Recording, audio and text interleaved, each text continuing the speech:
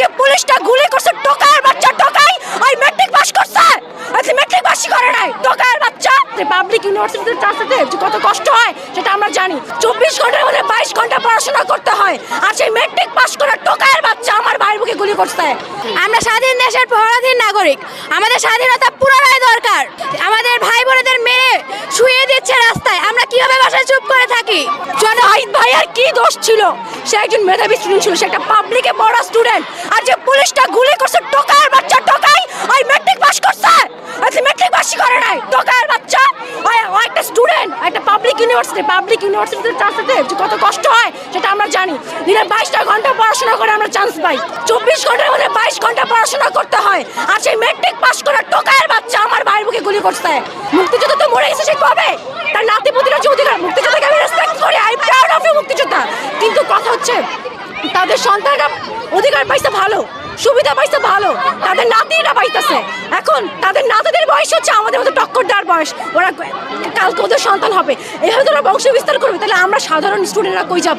আমার দাদারা তো মুক্তিযোদ্ধা করছে, বাইচা নাই, আমাদের তো মানে সার্টিফিকেট পায় নাই। আমার দাদা বলছে যে আমি মুক্তিযোদ্ধা করছি, আমি জানি আমি কি মুক্তিযুদ্ধ করছি, আমাকে লোক দেখানোর দরকার নাই। সেই আমলে সার্টিফিকেট যারা করে নাই মুক্তিযোদ্ধা ওরাও যায় লাইন ধরা যায় সার্টিফিকেট নিচ্ছে। আমার দাদা ছিল পিওর মুক্তিযোদ্ধা, উনি সার্টিফিকেট নেয় নাই। আমার নানার মুক্তিযোদ্ধার কোঠা আছে, বাট আমি নিজে কখনো চাই নাই।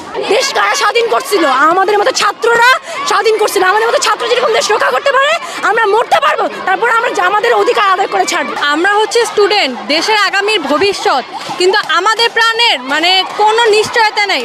আমি বাসা থেকে বের হওয়ার আগে আমার বাবা মার কপালে মানে চুমু খেয়ে আসছি যে যদি আর না দেখে।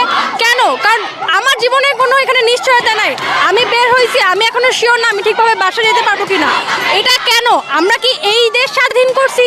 এটা তো আমাদের স্বাধীন দেশ হইতে পারে না। 52 সাল বলেন, 69 বলেন, 71 বলেন, আমাদের ভাইরা রক্ত দিছে, এখনো দিতেছে। তাই স্বাধীন দেশের মানুষ কেন রক্ত দিবে? এটা তো কোনো ডিসিশন হইতে পারে না। তাই বলতেছি কোটা আন্দোলনের সংস্কার চাই, কোটা সংস্কার চাই। আন্দোলনে যারা আছে তাদের সেফটি চাই। আজকে সকালবেলাও প্রাইভেট ইউনিভার্সিটির ছেলেমেয়েদেরকেও রাখে নাই, তাদের সবাইকে মারছে। ঢাকা ভার্সিটির কোনো খবর আমরা এখনো জানতেছি না। কেন? এটা কেমন দেশ? এই পতাকার তো একটা মূল্য আছে, মূল্য তো আমরা পাচ্ছি না। তাহলে ছেলে মেয়ে কেন যাবে না দেশ থেকে বের হয়ে যাইতে?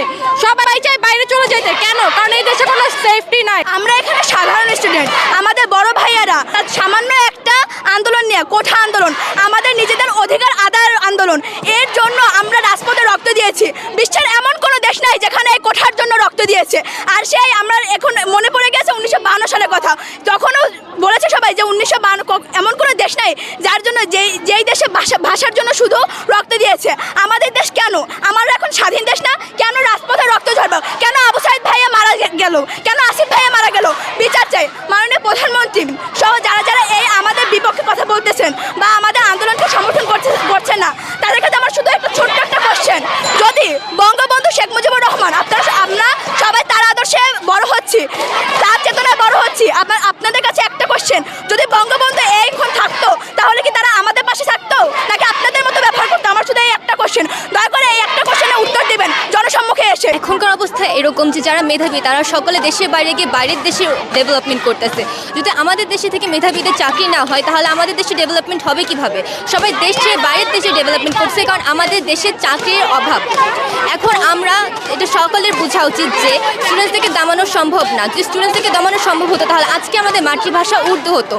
আমাদের অধিকার যতদিন আমরা না পাবো, আমাদের মেধার যতদিন না মূল্যায়ন করা হবে, ততদিন আমাদের এই আন্দোলন চলতেই থাকবে, আন্দোলন চলতেই থাকবে।